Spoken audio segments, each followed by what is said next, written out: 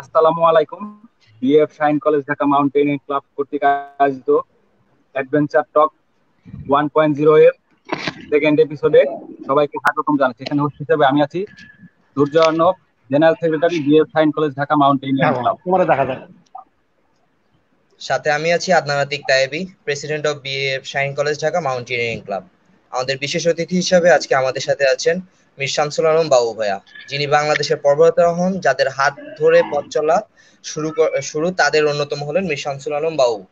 এই স্বনামধন্য পর্বতারোহী, পর্বতারোহণ প্রশিক্ষণ, ফটোগ্রাফার, ভিডিওগ্রাফার, সিনেমাটোগ্রাফার এবং লেখক সফলভাবে সম্পন্ন করেছেন।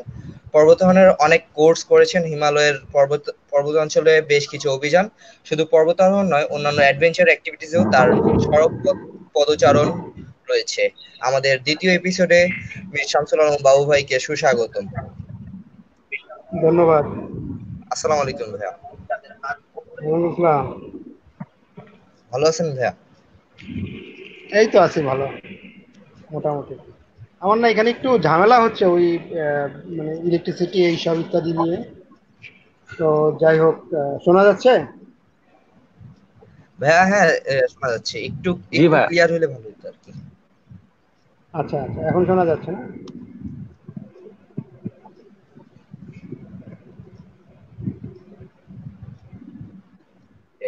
জি জি, শোনা যাচ্ছে। আচ্ছা, ঠিক আছে, চলো শুরু করো। তাইবি বলো। ভাইয়া, লকডাউনের দিনগুলো কেমন কাটছে আপনার? প্রথমে হলো যে দিনগুলো কেমন কাটছে, সেটা হলো যে আহ, কি বলবো, আমার পারিবারিক কিছু ঝামেলা যাচ্ছে ইদানিং। ঝামেলা বলতে আমাদের আহ, বাড়িতে আমার ছোট ভাইয়ের সন্তান,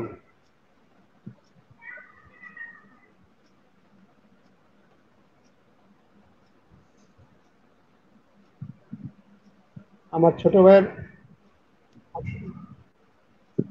একটা মানে বাচ্চা ছিল, এটা গতকাল মারা গেছে। মানে জি ভাইয়া, আমরা আমরা এটা দেখতে পেরেছি আপনার হ্যাঁ, ফেসবুক ইন্না পেজে। লিল্লাহি ওয়া ইন্না ইলাইহি রাজিউন। সে আমরা সবাই এটার জন্য শোক প্রকাশ করি। সে প্রায় আহ, মাসের বেশি সময় লাইফ সাপোর্টে ছিল জন্মের পর দিন থেকে। হ্যাঁ, তো মানে ওইটা মিলিয়ে, এছাড়া আর কিছু আত্মীয় স্বজন মারা গেছে, তো সব মিলিয়ে আসলে একটু ইয়ের মধ্যে ছিলাম, ঝামেলার মধ্যে ছিলাম আর কি। তো লকডাউনের দিনগুলো বলতে আসলে ওই সময়টাই, লকডাউন বলতে যেটা বোঝায় সেটা আসলে ছিল না। আমরা অলমোস্ট প্রতিদিনই বাইরে বেরোতাম আমি। আহ, মানে হসপিটালে যাইতে হতো, বুঝতে পারছি তাছাড়া ভাইয়া। নানা মানে হসপিটাল দৌড়াইতে হতো, অনেক জায়গায় যেতে হতো। এই জি এই ভাইয়া, অর্থে লকডাউনের ব্যাপারগুলো আসলে ঠিক সবাই যেভাবে বলে আমি সেভাবে ছিলাম না আর কি। বুঝতে পারছি ভাইয়া। তো ভাইয়া, আমরা আজকে আপনার কাছ থেকে আপনার মাউন্টেনিয়ারিং সম্পর্কে একটু জানতাম আর কি ভাইয়া। ভাইয়া, আপনার মাউন্টেনিয়ারিং প্রতি মানে আপনার আগ্রহ শুরু মাউন্টেনিয়ারিং করার আগ্রহী হয়ে ওঠার গল্প। পিছনের গল্পটা একটু যদি আমাদের সাথে শেয়ার করতেন। আচ্ছা, আচ্ছা, প্রথম ব্যাপারটা হলো এরকম যে আমি প্রথমে আমাদের দেশের পাহাড়গুলোতে যাই হলো এটা, আমি যদি পাহাড় দেখতে বলি যে আমার জীবনের প্রথম পাহাড় দেখা, সেটা বাংলাদেশের পাহাড়, সেটা অবশ্য অনেক আগে, প্রায় 1983 সালের দিকে। আমার ধারণা তোমাদের দুজনের জন্মেরই আগের কথা। তো সেটা এরপরে আহ, বান্দরবনের দিকে যাই হলো প্রথমে 1996 সালে। 1996 সালে আমি তখন ফটোগ্রাফি করতাম, ফিল্মের সঙ্গে জড়িত ছিলাম। আমি একটা ছবি তোলার কাজে বান্দরবন যাই। বান্দরবনে আমার কিছু ছবি তোলার ব্যাপার ছিল। ওই ছবিগুলো তুলে সেই ছবিটা দিয়ে ক্যালেন্ডার বানানো এরকম একটা ব্যাপার ছিল। ওই কারণে আমি বান্দরবান যাই। তো দেখে খুব ভালো লাগে। আর ইতিমধ্যে আমার প্রফেশন আমি কিছু করতে করি, যার ফলে মানে ওই সময় ফটোগ্রাফিতে একটু কমে ফিল্মের কাজটা ছেড়ে দিই। তো অলমোস্ট আর কিছুক্ষণ করি। এবং একই সময় আরেকটা ঘটনা ঘটে, সেটা হলো বান্দরবনের পাহাড়িদের সঙ্গে আমাদের দেশের সরকারের একটা চুক্তি হয়, যেটাকে আমরা শান্তি চুক্তি বলি। তো শান্তি চুক্তি হওয়ার ফলে মানে এটা পাহাড়ের কি গহীন বিভিন্ন 1997 জায়গায় সালের দিকে? বাংলাদেশের মানুষদের, মানে ঢাকার মানুষদের কিংবা আমি বলি বাঙালিদের যাতায়াতের সুবিধা হয়, মানে টুরিস্টরা যাতে যেতে পারে এরকম একটা ব্যাপার হয় পাহাড়গুলোতে। হ্যাঁ, ওই সময়টা 1997, মানে 96 সালের চুক্তিটা হয়, তারপরে 97-98 সালের দিকে মোটামুটি যাওয়া শুরু করে। তো তখন আহ, উঁচু পাহাড়গুলো বলতে আমরা তখন বই পড়তে কিংবা সবাই জানতাম যে কেওক্রাডাং হলো বাংলাদেশের সবচেয়ে উঁচু পাহাড়, এবং সেটার উচ্চতা 3172 ফুট।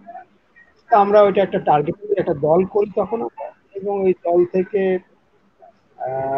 1998 সালে প্রথম চেষ্টা করা হয়। 1998 সালটায় মানে তখন এখনকার মতো, মানে এখন শুনলে তোমরা হাসবা যে আমরা কিছু জানতাম না, মানে সোজা কথা, কিভাবে যেতে হয়, কোথায় যেতে হয়, কোনো ছবি নাই, কোনো কিছু নাই। আরেকটা ব্যাপার হলো এখন সবাই ইন্টারনেটের কল্যাণে অনেক কিছু দেখছে, ইউটিউব আছে, হ্যাঁ, ফেসবুক আছে, গ্রুপগুলো আছে, গ্রুপগুলোতে ইনফরমেশন আছে। তখন কিন্তু এগুলো কিছু ছিল না, মানে ইন্টারনেট ছিল না, ফেসবুক ছিল না, গুগল ছিল না। অতএব আমাদের ভরসা হলো আগের লোকেরা যারা গিয়েছে তারা, কিংবা আহ, যারা মানে কোনো বইপত্রে যদি কোনো ইনফরমেশন থাকে, পত্রপত্রিকা যদি কোনো ইনফরমেশন থাকে। তো আমরা কেওক্রাডাং পাহাড় যে বাংলাদেশের সবচেয়ে উঁচু, এটা আমরা তখন জানতাম। তো যার ফলে আমরা ওটা খোঁজ খবর নিয়ে দেখলাম যে এর আগে আমাদের আগে একটা মাত্র দল গিয়েছিল, সেটা মারুফ, রেজা এবং রিপনদের দল।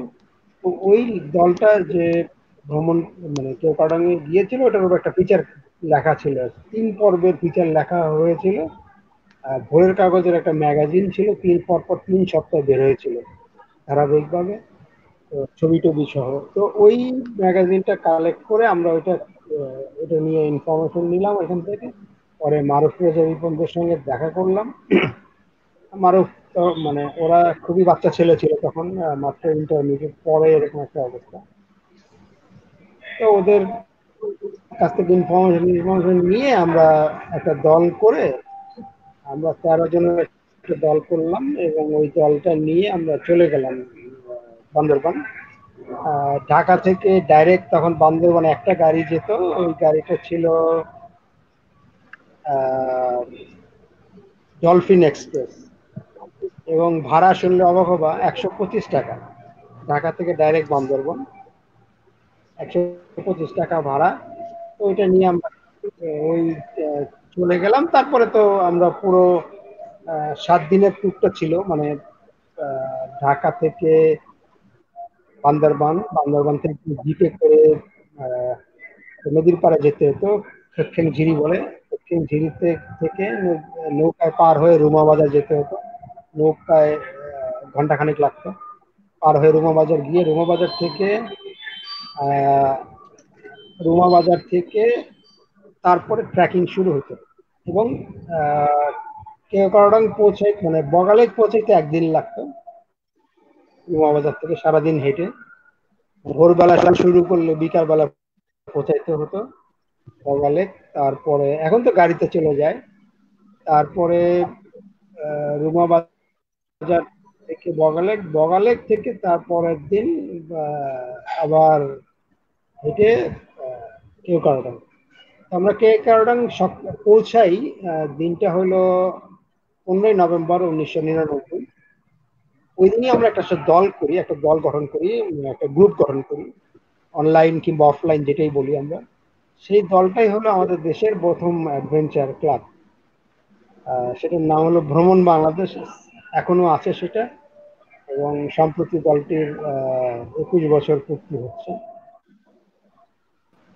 তো এই হলো আমার মানে বাংলাদেশের সাদা পাহাড়ে যাওয়া শুরু।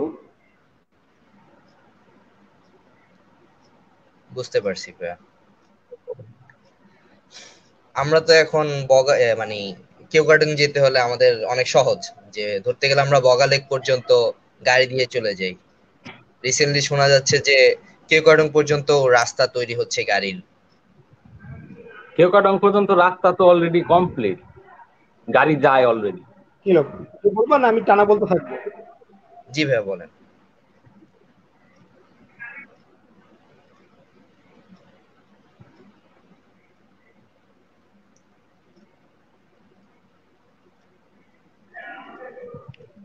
হ্যালো।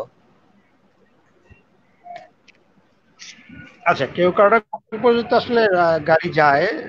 আমিও দেখেছি। আমি বোধহয় লাস্ট গিয়েছিলাম 2006-এ, যতদূর মনে পড়ে লাস্ট 2006-এ গিয়েছিলাম কেওক্রাডা পর্যন্ত আর কি। 2006-এ নাকি আরো পরে গিয়েছিলাম, যাই হোক। তো হ্যাঁ, 2006-এ গিয়েছিলাম কেওক্রাডা লাস্ট। তো ওই তখনই আমি গাড়ি দেখেছি, মানে কেওক্রাডা এর নিচেই মানে আমি একটা ট্রাক দেখেছিলাম। বুঝতে 2006 পারছি। তখন রাস্তা ছিল, কাঁচা ছিল রাস্তাটা, এখন হয়তো পাকা হয়েছে। ও ভাইয়া, আপনি একজন অন্যতম মাউন্টেনিয়ারিং ট্রেনার। আপনার কোথায় কোথায় ট্রেনিং নেওয়ার অভিজ্ঞতা হয়েছে? ইন্ডিয়ায় থাকাকালীন সেখানে প্রশিক্ষণের দিনগুলো, মানে গল্পগুলো একটু জানতে মানে চাচ্ছি। আমি কি টানা বলতে থাকবো, না তোমরা মাঝে মাঝে কোশ্চেন করবা, তাহলে বেটার হয় আর কি। জি ভাই, আমরা কোয়েশ্চেন করব। ভাই আপনিও বলতে থাকেন, আমরা কোশ্চেন করি হালকা, বা মানে সবার জানার ইচ্ছা যেগুলো সেগুলো।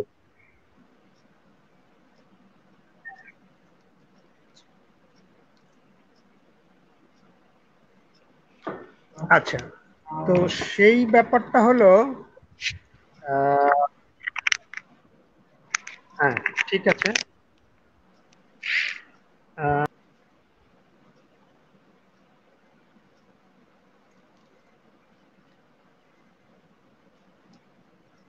বাবু ভাইয়ার মনে হয় লাইন ছুটে গেছে মনে হচ্ছে। আমরা সবাই একটু অপেক্ষা করি।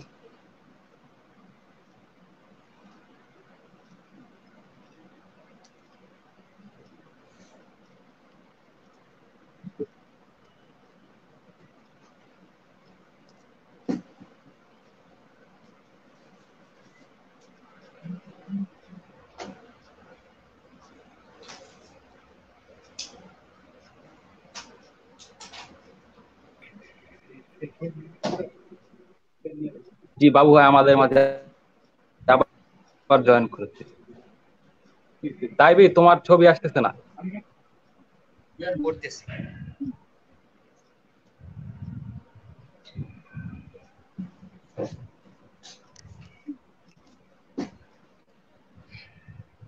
আচ্ছা, আমি জি বাবু আমার ভাই কথা আমাদের আমার মধ্যে মনে আবার বলে চলে এসেছে। যাই, ওর ছবি আসুক। জি ভাই। তো তো আহ, 2003 সালের কথা। 2003 সালের মানে ওই সময়টা আমরা প্রচুর ট্র্যাক করতাম, প্রচুর বলতে আমাদের মানে সবুজ পাহাড়গুলোতে তো এরকম হতো যে মাসে আমি 2বারও গিয়েছি, 3বারও গিয়েছি, এরকম ঘটনা ঘটতো। তো 2003 সালে এভারেস্ট জয়ের 50 বছর পূর্তি হয়। এভারেস্ট জয়ের 50 বছর পূর্তি হয়। তো ওই জি ভাই। ওই মানে এভারেস্ট জয়ের 50 বছর পূর্তিতে আমাদের দুই ছোট ভাই, মানে আমার দুই ছোট ভাই, রিফাত হাসান আর মুনতাসির মামুন ইমরান, এরা দুইজন এভারেস্ট বেস ক্যাম্প ট্র্যাক করতে যায়। তো তখন আমরা জানি ক্যাম্পটা ওই সময়, এর আগে তো বাংলাদেশে মাউন্টেনিয়ারিং বলে কোনো ব্যাপার ছিল না। তো 2003 সালের ওই এভারেস্ট বেস ক্যাম্প ট্র্যাক করার পরে ওইটা নিয়ে প্রচুর লেখালেখি হয়, এবং ফটোগ্রাফি এক্সিবিশন হয় একটা ইমরানের। তো ও ওই ঘটনার পরপরই 2003 সালেই যথাসম্ভব 20শে সেপ্টেম্বর আমরা একটা দল করি। আমাদের দলটার নাম হয় বাংলাদেশ এভারেস্ট টিম 1। সেই দলটায় আমাদের যারা মানে এভারেস্টে গিয়েছে আমাদের দেশ থেকে, সজল, মুহিত, এরা সবাই ওই দলে ছিল। আমাদের মুসা ওই দলে ছিল, আমি ছিলাম, তারপরে সাদিয়া সুলতানা শম্পা বলে একটা মেয়ে ছিল। এইরকম ইনাম তালুকদার ছিল, ইনাম আল হক ছিলেন, তারপরে সিরাজুল হক সাগর বলে আরেকজন ছিল। ওনাদের সাথে হয়তো আপনারও যাওয়ার কথা মুনতাসির ছিল, মাহমুদ আপনি ইমরান ছিল, রিফাত হাসান ছিল। কেন যান? এই দলটা তৈরি হয় 2003 সালের 20শে সেপ্টেম্বর। আমরা মাউন্টেনিং একটা দল তৈরি করি। তারপরে প্রথমে ঠিক হয় যে এই দল থেকে ট্রেনিং নিতে যাই। মাউন্টেনিং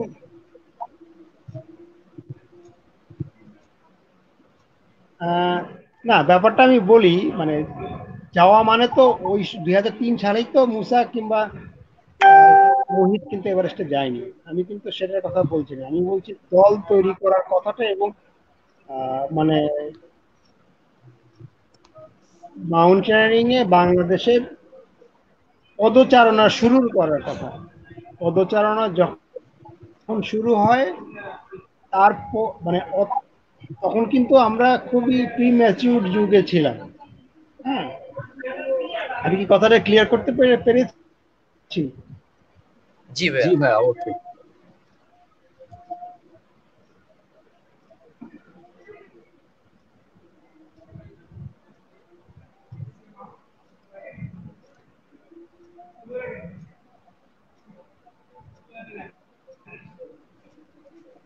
আমি কি কথাটা ক্লিয়ার করতে পেরেছি যে জি ভাই, জি ভাই। হ্যাঁ। জি ভাই। তো তো মানে 2003 সালে ওই দলটা তৈরি করার পর আমাদের প্রথমেই, যেহেতু তখন মাউন্টেনিয়ারিং সম্পর্কে কিছু জানি না বলতে মানে বুঝতে হবে যে ওই যে আমি আবার আগের কথাটাই যাই যে তখন হ্যাঁ, আগের কথাটাই যাই, সেটা হলো যে আহ, মানে কোনো রকম ইনফরমেশন নাই, কোনো রকম ছবি নাই, কোনো রকম ভিডিও নাই, কারণ যেহেতু ইউটিউব নাই, গুগল নাই, ফেসবুক নাই, সেহেতু মাউন্টেনিয়ারিং সম্পর্কিত কোনো তথ্য পেতে হলে আমাদেরকে আসলে ট্রেনিংয়েই যাইতে হবে। এখন যেমন ট্রেনিং ছাড়াও লোকে যেতে পারে, কারণ এগুলোর অনেক তথ্য আছে, অনেক ইনফরমেশন আছে, অনেক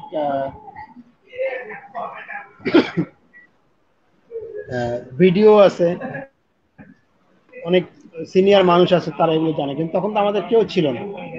তো আমাদের প্রথমে ঠিক হলো যে আমরা ইনফরমেশনটা নিতে যাব, আমরা ট্রেনিং করতে যাব, প্রশিক্ষণ নিতে যাব। তো ট্রেনিং গুলো হলো 1 মাসের ট্রেনিং। 1 মাস ইন্ডিয়ান আর্মির সঙ্গে ট্রেনিংটা নিতে হবে এবং খুবই কঠিন, হার্ড একটা ট্রেনিং। তো আমাদের 4 জনের একটা দল করা হলো। সেই দলে যথারীতি আমি ছাড়া মুসা ইব্রাহিম, সিরাজুল হক সাগর আর সাদিয়া সুলতানা শম্পা, এই 4 জনের দলটা আমরা করলাম। 4 জনের দলটা আমরা 2004-এর মার্চ মাসে প্রথম হিমালয় মাউন্টেনিং ইনস্টিটিউটে গেলাম। তো তার আগে 2003 সালের অক্টোবরে আমি হিমালয় মাউন্টেনিং ইনস্টিটিউটে প্রথম যাই এবং তখন ওইখানে গিয়ে কিছু কাজ করে আসি, মানে আমাদের ব্যাকগ্রাউন্ডটা যেমন দার্জিলিং এরটা ভাইয়া? এখন তো আমরা জানি এটা কি যে দার্জিলিং এর? কোথায় ওই জায়গায় যেতে হয়, এটা শিখতে গেলে ওই জায়গায় যেতে হয়, এটা করতে গেলে ওই জায়গায় যেতে হয়। মানে কি বলবো এটাকে, যে আমি ট্রেনিং নিতে যাব, কোথায় যাব সেটার ওয়েবসাইট আছে, সেটার কি করতে হয় সেটার তথ্য আছে, মানে আমাকে ফিজিক্যাল ফিটনেস কি রাখতে হবে সেটার ইনফরমেশন আছে। কি কি নিয়ে যেতে হবে এগুলো আছে, তখন কিন্তু এই ব্যাপারগুলো ছিল না। যার ফলে আমি প্রথম 2003, হ্যাঁ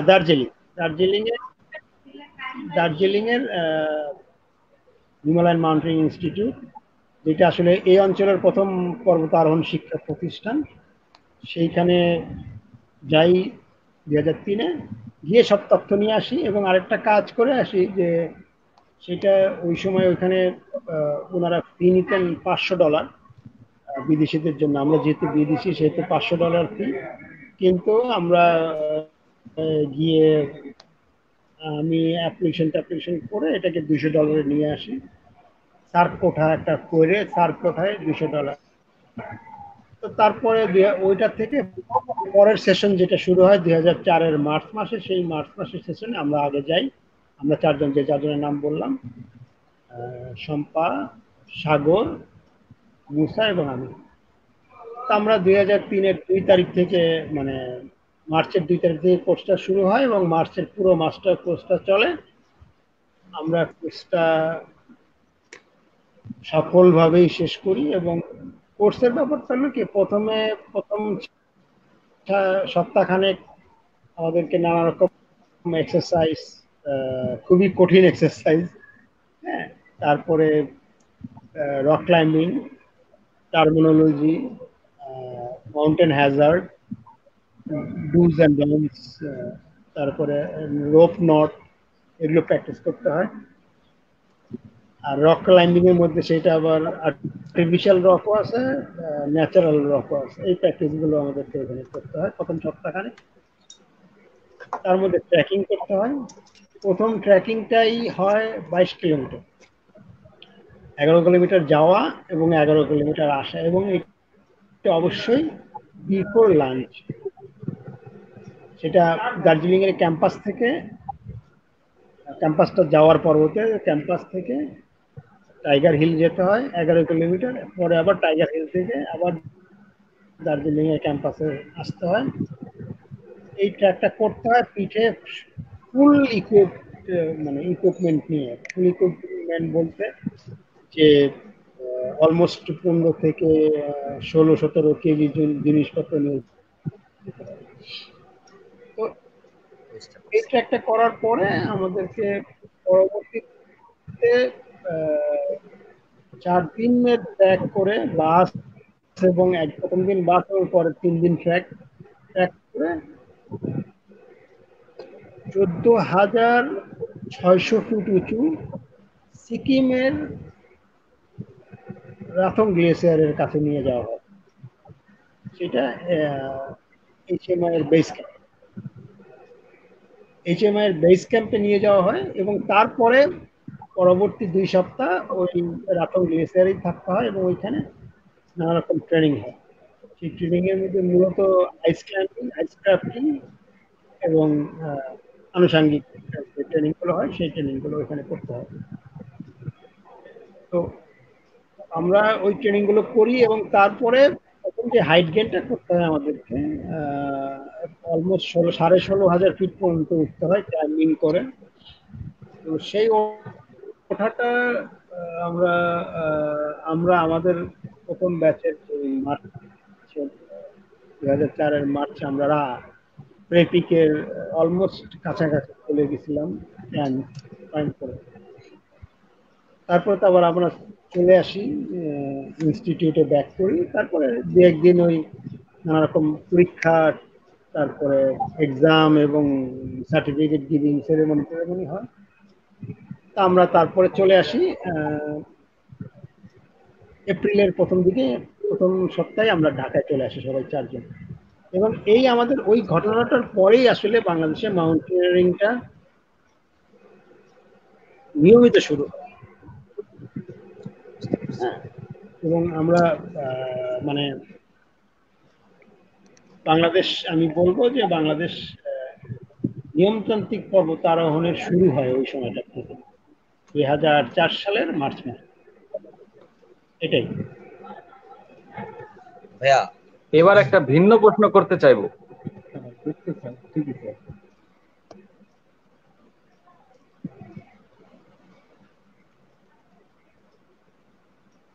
বড় দরজায়।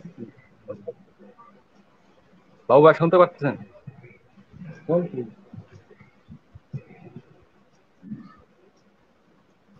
আচ্ছা, আপনি অ্যাডভেঞ্চার জগতের পাশাপাশি চলচ্চিত্র ফটোগ্রাফির সাথে অনেক আগে থেকে জড়িত, এই বিষয়ে যদি কিছু বলতেন।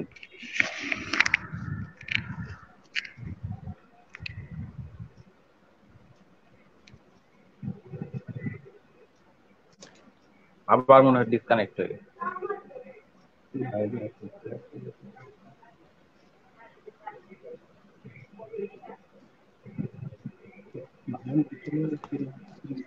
আমাদের মধ্যে বাবু ভাই আবার কিছুক্ষণের মধ্যে ফিরে আসবে, ততক্ষণ পর্যন্ত আমরা চোখ রাখি।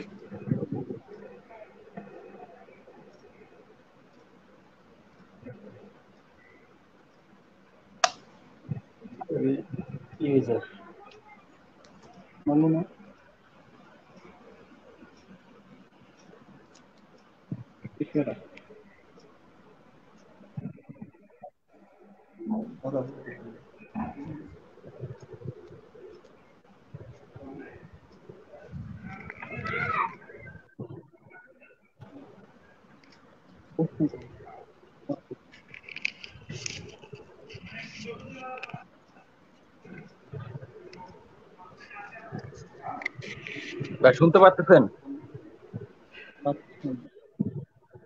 হ্যাঁ, আমি শুনতেছি। ভাই আপনার কাছে একটা কোয়েশ্চেন ছিল যে মানে আপনি পর্বতারোহণের পাশাপাশি ফটোগ্রাফার এবং চলচ্চিত্রতে আপনার পদচারণ সম্পর্কে যদি একটু আমাদেরকে জানাতেন। আচ্ছা, প্রথমে হলো যে ফটোগ্রাফি যদি বলি, আমি ফটোগ্রাফি করি আসলে 1988 সাল থেকে। 1988 সালের প্রথম দিকে আমি একটা ফটোগ্রাফি কোর্স করি। 1988 সালের ফটোগ্রাফি কোর্স করি, তারপর থেকেই ফটোগ্রাফি শুরু আমার।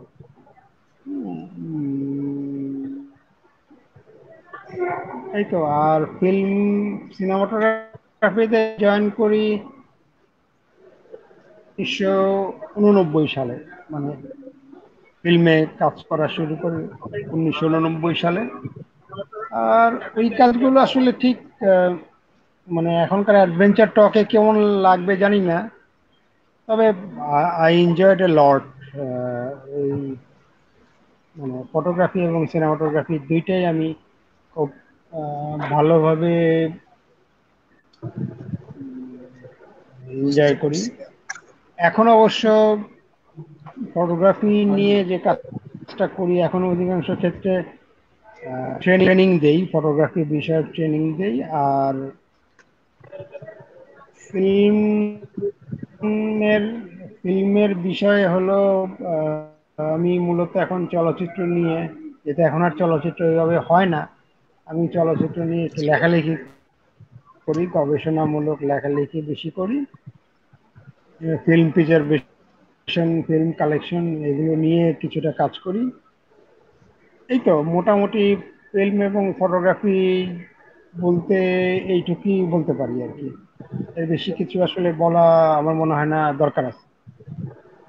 আচ্ছা ভাইয়া, ভাইয়া আপনার আচ্ছা, কাছে আরেকটা কোয়েশ্চেন যে আপনার শৈশবে কি এমন কোনো স্মৃতি আছে যেটা এখনো আপনি এটা ভাবলে মানে অনেক হ্যাপি হন অথবা স্যাড হন,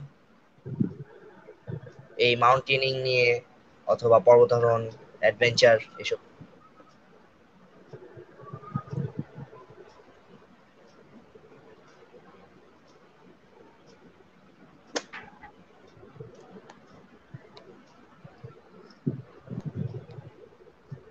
স্মৃতি তো আসলে, আচ্ছা, মাউন্টেনিং নিয়ে, অ্যাডভেঞ্চার নিয়ে স্মৃতির কথা যদি বলি, আমি তো এখন স্টুডেন্ট।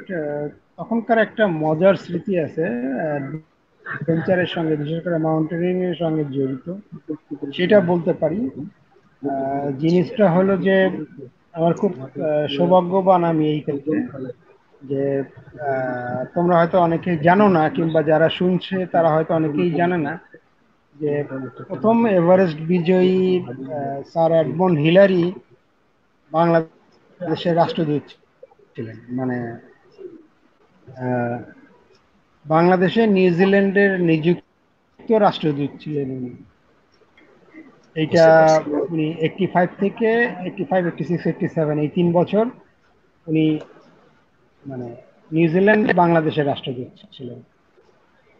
তো ওই সময়ে উনি একবার ঢাকায় এসেছিলেন। মানে এটা বুঝতে হবে যে বাংলাদেশে নিউজিল্যান্ডের কোনো দূতাবাস নাই, যার ফলে উনি কাজ করতেন দিল্লি থেকে, দিল্লিতে বসে। এবং উনি বুঝতে পারছি। দিল্লিতে থাকতেন অধিকাংশ সময়। যেহেতু গরম, দিল্লি প্রচন্ড গরম একটা শহর, উনি অধিকাংশ সময় ঠান্ডার কোনো জায়গায় থাকতেন। এবং সেই ক্ষেত্রে অনেক ক্ষেত্রে উনি দার্জিলিং থাকতেন, বিশেষ করে তখন দার্জিলিং এ ওনার কো ক্লাইম্বার এভারেস্টে তেনজিং নরগে বেঁচে ছিলেন, উনি এখানে থাকতেন। আর প্রয়োজন বোধে ঢাকায় আসতেন, মানে যখন তার কাজের সূত্রে প্রয়োজনের ক্ষেত্রে উনি ঢাকায় আসতেন। তো এইরকম একটা সময়ে উনি ঢাকায় আসলেন। তো ঢাকায় এসে উনি ছাত্রদের সঙ্গে দেখা করবেন, মানে স্টুডেন্টদের সঙ্গে দেখা করবেন, এরকম একটা ছিল। পত্রপত্রিকায় ঘোষণা হলো যে উনি স্টুডেন্টদের সঙ্গে দেখা করবেন। তো আমি চলে গেলাম ওনার সঙ্গে দেখা করতে। তখন তো এত মানে সিকিউরিটি, এত এই ধরনের ব্যাপারগুলো ছিল না। আর উনি তো এরকম জি। মানে জেনারেল থাকতে পছন্দ করতেন, মানে সাধারণ থাকতে পছন্দ করতেন। আমরা ঢাকা প্রেস ক্লাবে ওনার সঙ্গে দেখা হলো। উনি অনেকক্ষণ আলাপ করলেন আমাদের সঙ্গে, স্টুডেন্টদের সঙ্গে অনেকক্ষণ আলাপ করলেন। এবং আলাপের মধ্যে একটা কথা বললেন যে, যেটা আমার মনে আছে, যে Himalaya is so near to Bangladesh, why not you guys travel Himalaya. যে হিমালয় বাংলাদেশের খুব কাছে, তো তোমরা কেন হিমালয়ে যাও না। তো Yes, ভাই। আমার মনে হয় যে হিমালয়ে যাওয়ার একটা ইন্সপাইরেশন বলি, কিংবা আগ্রহ বলি, কিংবা মানে তাগাদা বলি, আমার মনে হয় ওইটাও একটা তাগাদা ছিল, কিংবা ওইটাও একটা ইন্সপাইরেশন ছিল। বুঝতে পারছি ভাই। তো কেউ ভাইয়া, যদি ভাই নতুন মাউন্টেনিয়ার হতে চায় তাহলে কিভাবে তার যাত্রা শুরু করবে, বা কোন পর্যন্ত সে যাবে? চেইন কেমন হবে মাউন্টেনিয়ারিং?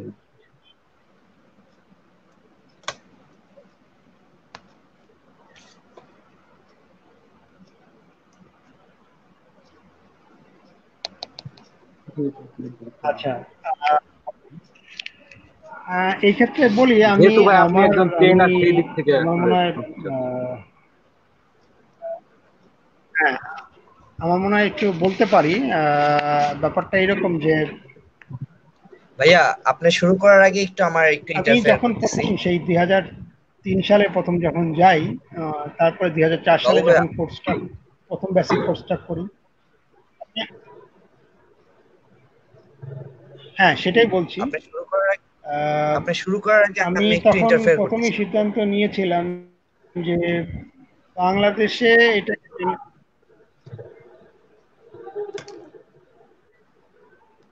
তাই বলো।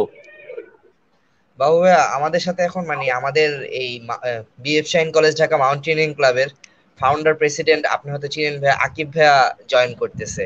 ভাইয়া, একটু। হ্যাঁ, করে বলো। জি ভাইয়া, একটু যদি আপনি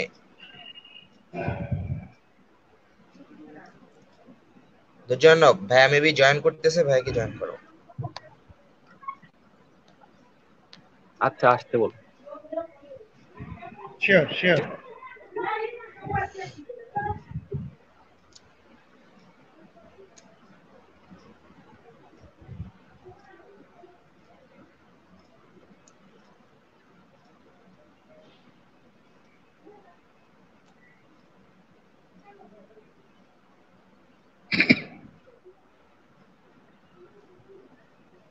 দুর্জয় ইন হচ্ছে?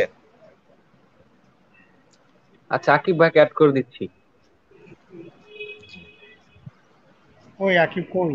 আসসালাম আসসালামু আলাইকুম আকিব ভাইয়া। ভাই ভালো আছেন? কেমন আছেন ভাইয়া? জি, আপনারা যারা শুনতেছেন তাদের মধ্যে আমি একটা কথা বলতে চাই।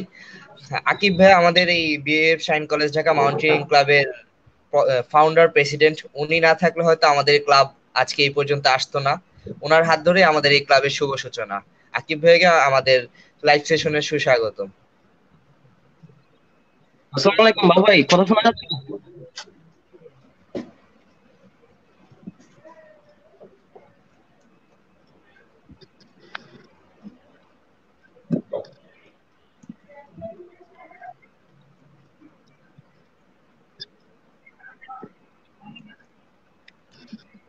আকিব ভাই শুনতে পারতেছেন?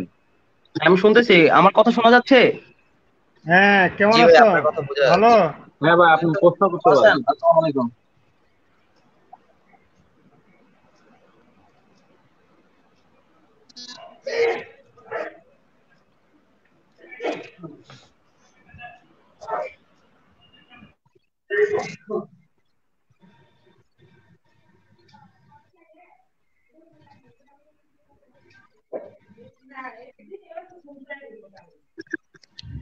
আকিব ভাই কোশ্চেন করতে পারেন।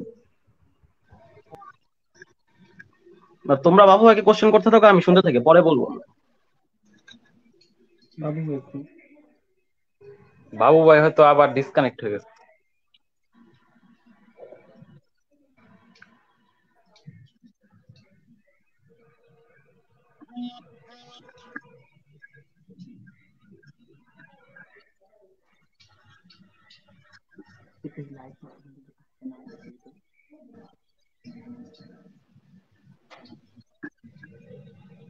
আকিব ভাই আপনি বলেন, আপনার লকডাউনের দিন কেমন যাচ্ছে?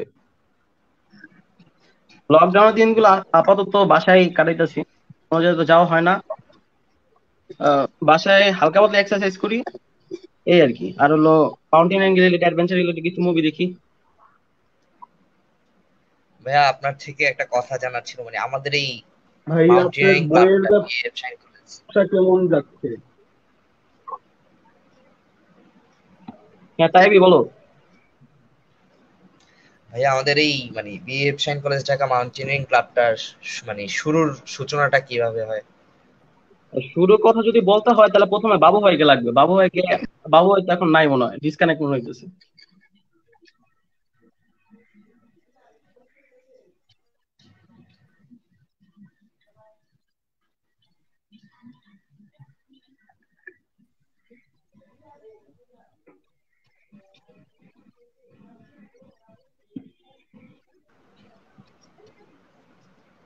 আচ্ছা, আমরা কিছুক্ষণ বাবু ভাইয়ের জন্য ওয়েট করি।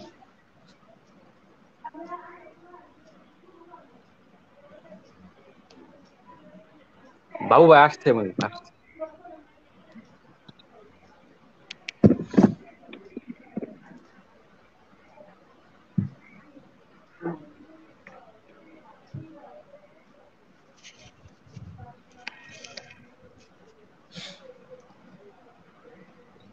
জি ভাইয়া, শুরু করে। ক্লাবের পুরোপুরি ইন্সপায়ারেশন আসছে আমাদের মূলত বাবু ভাইকে দিয়ে, কি বাবু ভাই আমাদের মেন্টর বলা চলে। উনি না থাকলে হয়তো আমাদের ক্লাবটা হইতো না আজকে। তো প্রথমে বাবু ভাইয়ের সাথে ক্লাব খোলার কথা যদি বলতে হয়, প্রথমে বাবু ভাইয়ের কথা বলতে হবে। তো ওনার সাথে আমার পরিচয় হয়েছিল 2016 সালে প্রথম। উনি আমি যখন এসএসসি পরীক্ষা দিই 2016 সালের দিকে, তখন আমি বাংলার পথে একটা অনুষ্ঠান আছে, ইউটিউবে পাবেন, টিঙ্কু চৌধুরী। তো ওটাতে আমি সবসময় দেখতাম। তো একটা এপিসোড আলী কদম, একটা এপিসোড, ওইখানে বাবু ভাই আর টিঙ্কু চৌধুরী ভাইয়ের সাথে একটা এক্সপিডিশন গেছিল, ওখানে র্যাপলিং জুয়ারিং করছিল। তো ওটা দেখে আমার মোটা আর কি ইন্টারেস্ট জাগে আর কি এর প্রতি। তখন আমি বাবু ভাইয়ের সাথে কন্ট্যাক্ট করি। এরপর আর কি ওনার সাথে মিট করা, এই বিষয়ে জানতে পারি প্রথমে মাউন্টেনিং সম্পর্কে। এর আগে আমার আসলে মাউন্টেনিং সম্পর্কে কিছু ধারণা ছিল না।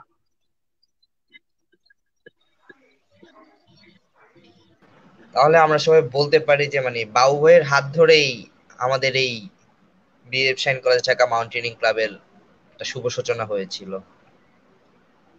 বাবু ভাই তো আবার মনে হয় ডিসকানেক্টেড হয়ে গেছে। হ্যাঁ,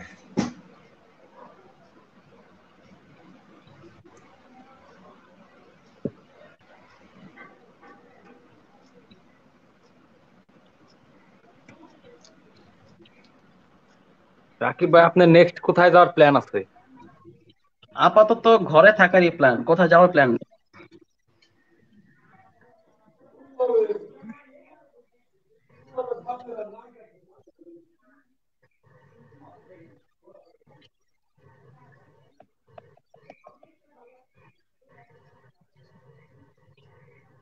তাই বিঘে আবার কই গেল?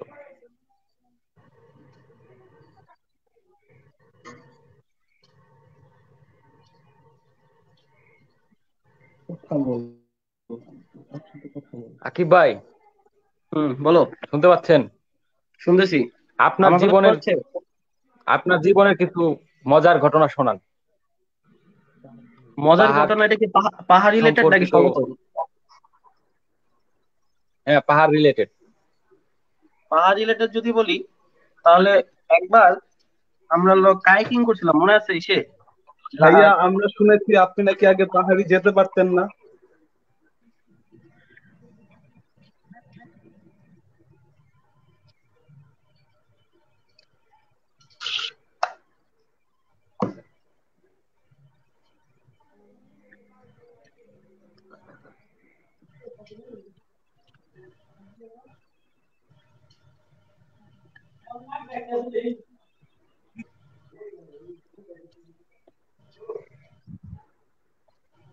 আমাদের বাবু ভাই আবার বাবু ফিরে ভাই মনে এসেছে। হয় আবার জয়েন করছে।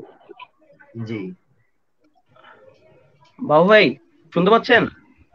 দুঃখিত, আসলে আমার আসলে ওই, হ্যাঁ শুনতে পাচ্ছি। আমার আসলে একটু ঝামেলা হচ্ছে এখানে, ফোনটা এবং নেটের ঝামেলা হচ্ছে।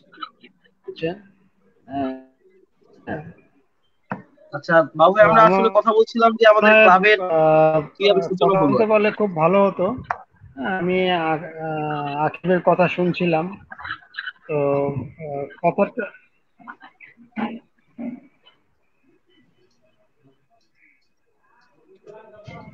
হুম,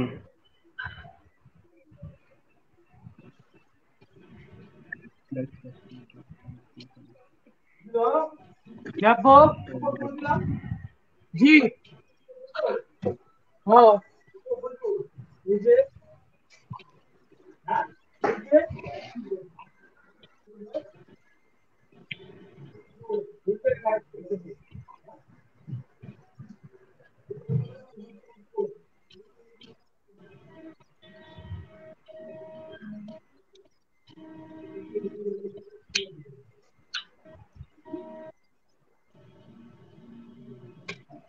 বাবু ভাই কি শুনতে পারতেছেন?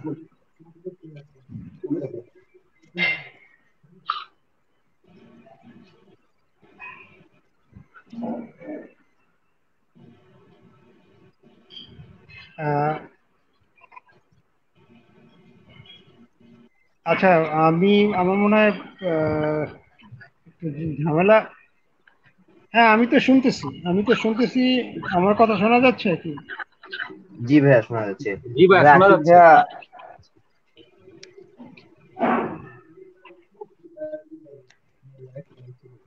জি বাবু, বাবু ভাই যে, আমার কথা শোনা যাচ্ছে? হ্যাঁ হ্যাঁ হ্যাঁ, শোনা জি যাচ্ছে। ভাইয়া, আপনার ভয়েস শোনা যাচ্ছে। তো বাবু ভাই, ওই যে 2016 সালে আপনার সাথে যখন প্রথম পরিচিত হয়, তখন সম্ভবত আপনি আমাকে প্রেস ক্লাবে ডাকছিলেন আর কি।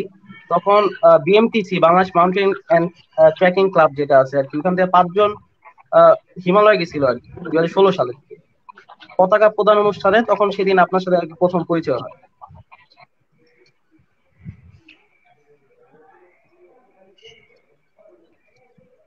তারপরের কাহিনী ভাই। এরপরে আর কি বাবু ভাই আর কি আমাদের মাউন্টেনিং সম্পর্কে আর কি জানালেন।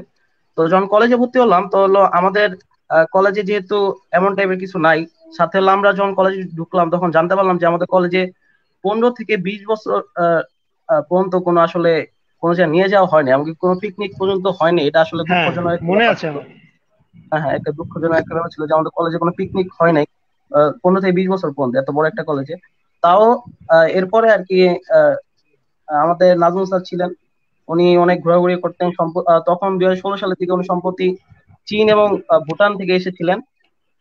তো আর কি উনি ওনার সাথে কথা বলার পরে, তো আমার সাথে আরো কয়েকজন আমার যারা ফ্রেন্ড ছিল, রাব্বি আহ, রাব্বি ছিল, অর্ণব ছিল, দুর্লভ ছিল, ওরা সবাই মিলে আর কি আমরা, জাহিদ, সবাই মিলে আমরা ক্লাবটা তৈরি করি। আর সম্পূর্ণ যদি নেতৃত্ব বলতে হয়, বাবু ভাই আর কি আমাদের সাথে ছিল, আর নাজমুল স্যার আমাদের সাথে ছিল সবসময় প্রথম থেকে।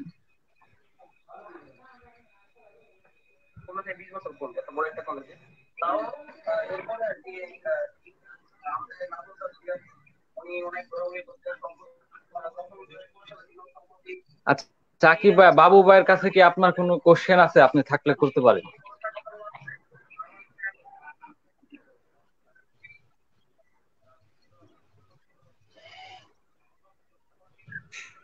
জি বাবু ভাই, আপনার কি, আপনি তো অনেকে এখন ট্রেনিং দেন আর কি, তো ভবিষ্যতে কি আপনার কি কোথাও এক্সপিডিশনে যাওয়ার কোনো ইচ্ছা আছে নাকি?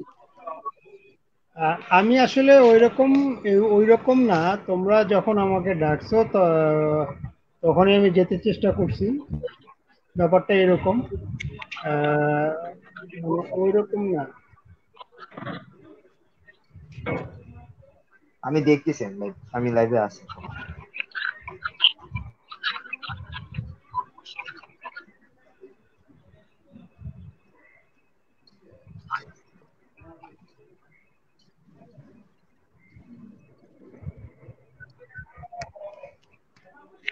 হ্যাঁ, জি বাবু ভাই, তারপর অবশ্যই বলেন। আছে, অবশ্যই আছে।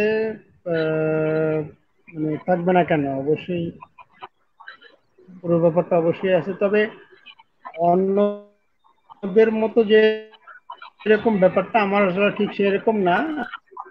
আমি চাই যে বাংলাদেশে মানে তোমাদের মতো বয়সের ইয়াং যারা আছে তারা আসলে এটাতে এগিয়ে আসুক। এটা সবচেয়ে বড় দরকার। কারণ স্পোর্টসটা আসলে ইয়াংদের জন্য। ইয়াংরা যদি এগিয়ে আসে তো সেটা সবচেয়ে ভালো, এবং সেই ক্ষেত্রেই আসলে এটাকে স্পোর্টস আকারে দাঁড়ায়। হ্যাঁ, আরেকটা হলো যে মানে একজন দুইজন বড় কোনো পিক সামিট করলো, এইটার চেয়ে বড় কথা হলো যে আহ, মানে একটা স্পোর্টস যদি দাঁড়া করে, মানে স্পোর্টস হিসেবে যদি পুরো ব্যাপারটা পরিচিত হয়, সেইটা আসলে সবচেয়ে বড় জিনিস আমার কাছে মনে হয়। এবং প্রচুর লোক যদি আগ্রহী হয়, আহ, প্রচুর ক্লাব যদি তৈরি হয়, অনেক ছোট ছোট এক্সপিডিশন যদি তৈরি হয়, তাহলে আসলে এটাকে ব্যাপক আকারে জনপ্রিয় হবে। একজন হঠাৎ করে আগ্রহী হলো, সেই তার মতো করে চলে গেল, সেই তার মতো করে বড় বড় পিক সামিট করে চলে আসলো, সেটাতে আসলে খুব একটা দেশের উপকার হবে না। দেশের উপকার করতে গেলে ছোট ছোট অনেকগুলো ক্লাব তৈরি হতে হবে, প্রতিটা ক্লাবের নানা ধরনের অ্যাক্টিভিটি থাকতে হবে। আমরা যে ভারতের কথা বলি, ভারতে মানে আমি যদি শুধু পশ্চিমবঙ্গের কথা বলি, 200-র উপরে সেখানে ক্লাব আছে, এবং অলমোস্ট 100-র উপরে ক্লাব প্রতিনিয়ত প্রোগ্রাম করে এখানে। এবং এই জন্যই এখানে অনেক ধরনের আহ, অনেকগুলো অ্যাক্টিভিটি এখানে হয়। প্রচুর রক ক্লাইম্বিং প্র্যাকটিস হয়, প্রচুর মানে কালচারটা তৈরি হয়েছে, সংস্কৃতিটা তৈরি হয়েছে, যেটা আমাদের দেশে এখনো তৈরি হয়নি। তো এই যে তোমাদের যে Shaheen club, BFA Shaheen college mountaineering and adventure club, এইরকম যদি ক্লাবগুলো আরো অনেক ক্লাব তৈরি হয়, তাহলেই কিন্তু এই ইয়াং স্টাররা, ইয়াং মানে ব্লাড গুলো এই স্পোর্টসে আসবে। এবং এই স্পোর্টসের জন্য আসলে ইয়াং ব্লাডটাই বেশি জরুরি। কারণ তখন মাসেল গুলো ভালো থাকে, মাসেল যে কোনো স্ট্রেংথ নিতে পারে, যার ফলে যে কোনো স্পোর্টসে ইয়াং ছেলেপেলেরাই ভালো করে। অতএব মাউন্টেনিং যেহেতু একটা স্পোর্টস, সেই স্পোর্টসে যে কেউ ইয়াং যারা আসবে তারা খুব ভালো করবে। এই ক্ষেত্রে আমি একটা কথা বলে রাখবো। সেই কথাটা হলো এইরকম যে যেটাই হোক, যে যাই করুক, মানে মাউন্টেনিং এর ক্ষেত্রে বলবো, তারা যাতে জেনে বুঝে শিখে তারপরে যায়। হ্যাঁ, মানে হঠাৎ করে হঠকারী কোনো সিদ্ধান্ত না নেয়। হ্যাঁ, এবং ইদানিং একটা ট্রেন্ড চালু হয়ে গেছে যে খুব একটা জানার দরকার নেই, গুগল আর ইন্টারনেট আর ইউটিউব থেকে কিছু ইনফরমেশন নিয়ে আহ, চলে গেলাম। হ্যাঁ, তো এইটার চেয়ে বড় কথা হলো যে আহ, আমরা যদি উম, মানে জেনে নেই, ইনফর্ম ভালো করে জেনে নেই এবং ভালো করে শিখে নেই, তাহলে সেটা আসলে খুবই উপকারী। তাতে অনেক ধরনের দুর্ঘটনা থেকে আমরা বাঁচতে পারি, অনেক ধরনের মানে সমস্যা থেকে আমরা বেঁচে বেঁচে যেতে পারি, আহ, অনেক ধরনের কি বলবো এটাকে, হ্যাজার্ড থেকে আমরা বাঁচতে পারি। তা আমি বলবো যে ক্লাবগুলো তৈরি হোক, প্রচুর ক্লাব তৈরি হোক, কিন্তু ক্লাবগুলো অ্যাক্টিভিটি দিয়ে, মানে নানা ধরনের অ্যাক্টিভিটি করে তারপরে যাতে তারা এগিয়ে আসে। হ্যাঁ, আমি এটা এটা বলবো যে আহ, যারা তোমাদের মতো ইয়াং মানে আগ্রহী লোকজন আছেন, তারা যাতে মানে জেনে বুঝে তারপরে পর্বতে যায়, এটাই আমার শেষ কথা আর কি। ধন্যবাদ বাবু ভাইয়া, বাবু ভাইয়া, আপনার একটা বই ছিল যার নাম সম্ভব বাংলাদেশ পর্বতারোহণের ইতিহাস। বইটি এখন বাজারে আর পাওয়া যায় না। আপনি কি এটা আবার বাজারে ছাড়ার কোনো চিন্তা ভাবনা কি আছে? বা ওই বইটি তরুণদের মাউন্টেনিয়ারিং হওয়ার প্রতি কোনো আগ্রহী করে তৈরি করবে কিনা সেই বিষয়ে যদি একটু বলতেন আমাকে।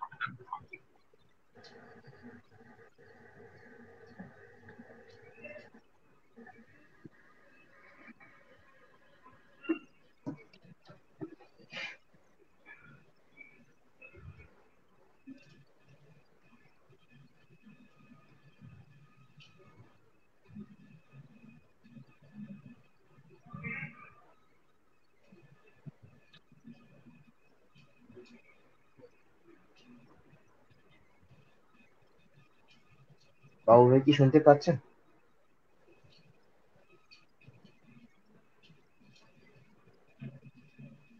বাবু ভাই, আপনার কথাটা ভালোভাবে শোনা যাচ্ছে না।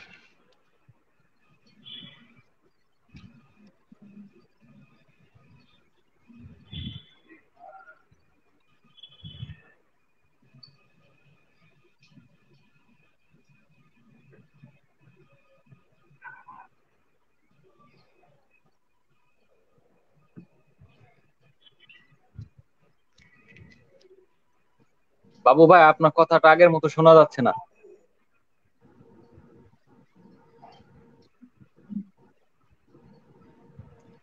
বইটার নাম হলো আসলে আহ, আহ, হিমালয় এভারেস্ট ও বাংলাদেশ। এই বইটার একটা অধ্যায় হলো বাংলাদেশের পর্বতারোহণের ইতিহাস। তো এই বইটা আসলে 2007 সাল পর্যন্ত বাংলাদেশের মাউন্টেনিয়ারিং এ যেসব ঘটনাগুলো ঘটেছিল সেই ঘটনার একটা ধারাবাহিক বর্ণনা আছে। তো এরপরে তো অনেক কিছু চেঞ্জ হয়েছে, অনেক নতুন নতুন আহ, পালক লেগেছে বাংলাদেশের মাউন্টেনিং এর মুকুটে। হ্যাঁ, তো আহ, বইটার হয়তো সেকেন্ড এডিশন বেরোতে পারে।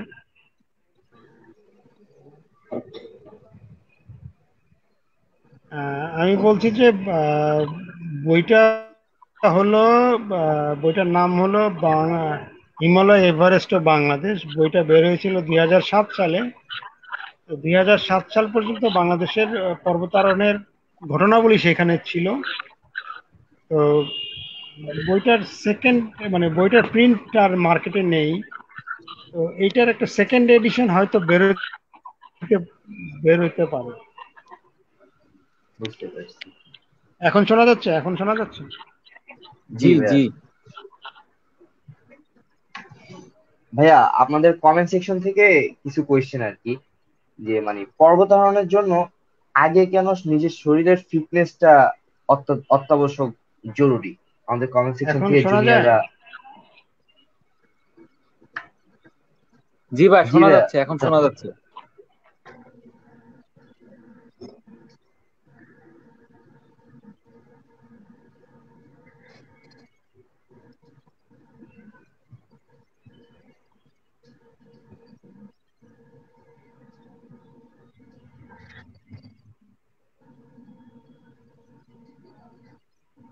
বাবু ভাই, আপনি কি আমার কথা শুনতে পারতেছেন?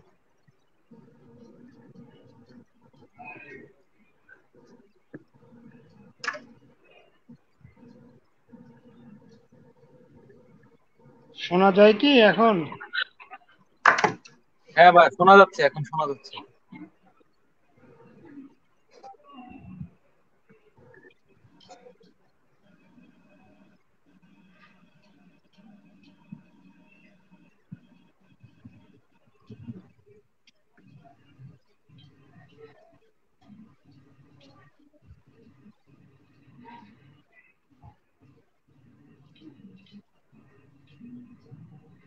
ভাই, আপনি কি আমাদেরকে শুনতে পারতেছেন?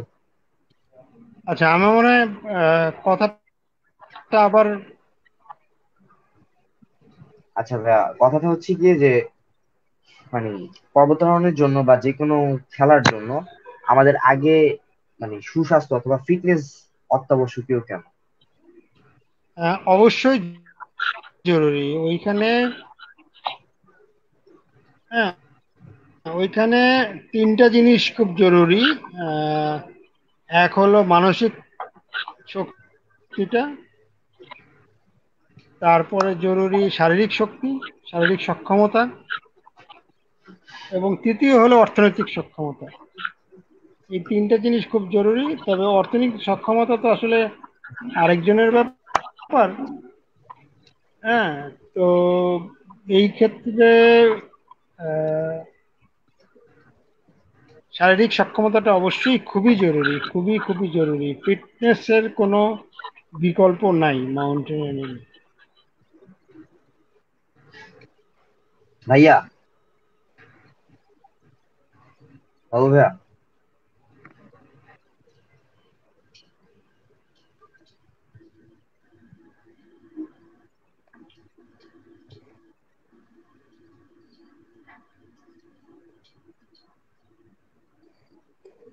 বাবু ভাই, আপনি কি শুনতে পারতেছেন?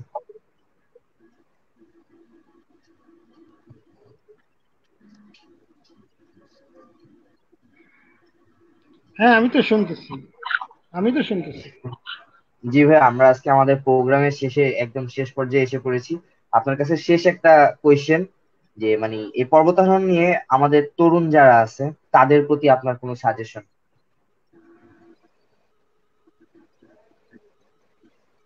মানে অত্যাবশ্যকীয় কেন বলতে, মানে যে কোনো স্পোর্টসের ক্ষেত্রেই শারীরিক সক্ষমতাটা, শারীরিক ফিটনেসটা খুবই জরুরি। সেটা মাউন্টেনিয়ারিং হোক, ফুটবল খেলা হোক, ক্রিকেট খেলা হোক, ব্যাডমিন্টন খেলা হোক, যেটাই হোক, সাঁতার হোক, যে কোনো ক্ষেত্রেই শারীরিক সক্ষমতাটা খুবই জরুরি। মাউন্টেনিয়ারিংয়ে আরও বেশি জরুরি। সেখানে শারীরিক সক্ষমতার পাশাপাশি মানসিক সক্ষমতাটাও খুব জরুরি।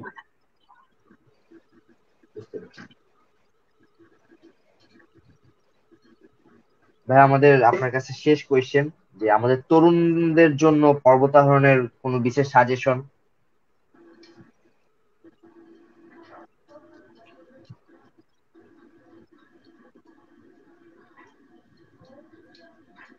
শুনতে পারতেছেন ভাই? আমাদের ক্লাবের যারা তরুণ বা যারা তরুণ মাউন্টেনিয়ার হতে চায় তাদের উদ্দেশ্যে আপনি হ্যাঁ, কিছু বলো। বলতে চান কিনা?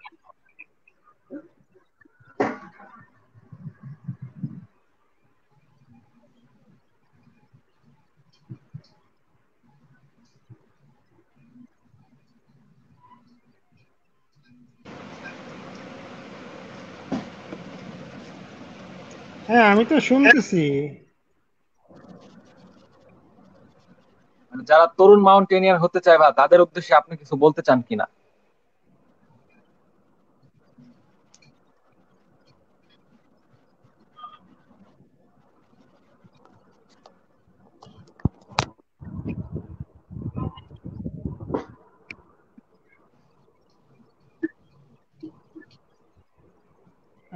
তরুণ যারা আগ্রহী, আগ্রহ নিয়ে যারা আসবে তাদেরকে আমি আসলে আহ, এটা বলবো যে আমাদের তাদের অবশ্যই আমার মতো মানে basic course, advance course, method of instruction course, rescue, search and rescue course, ski, paragliding, sky diving, rafting, এত কিছু করার দরকার নেই। যে যে যেটা নিয়ে আগ্রহী সেটা নিয়ে করলেই হবে।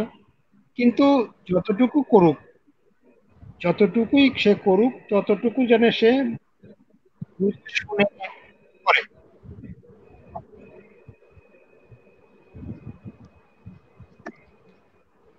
বিশেষ সাজেশন বলতে আসলে আমি ওই আবারও ওই কথাটা বলবো যে পর্বত আরোহণটা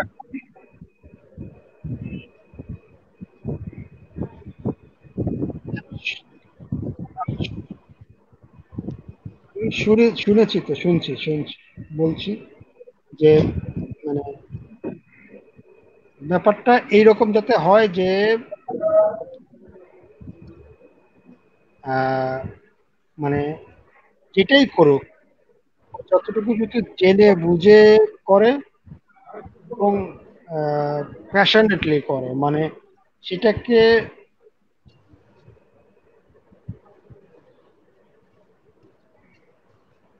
আমি বলতে চাচ্ছি যে যারা তরুণ মাউন্টেনিয়ারিং করতে চায় কিংবা আগ্রহী, তারা যাতে পুরো জিনিসটাকে জেনে করে, মানে এইটাকে জীবন ধারণের অংশ হিসাবে করে, মানে জীবনের অংশ হিসাবে করে।